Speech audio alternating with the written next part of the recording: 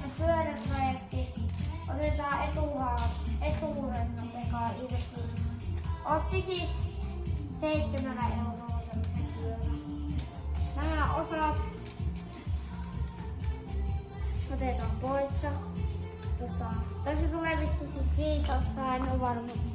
Otetaan nämä tonne. Sitten nyt otetaan tosta. Eikö vaan nyt? Onko näitä se sitten? No otetaan irti tästä. Se on muuten löysä. Ei mitään varmaan näitä.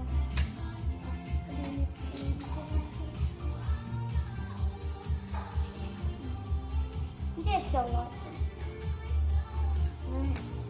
Täältä lähtee. Nyt se otetaan tuokaiseen pyörimään, eli nipeleksi.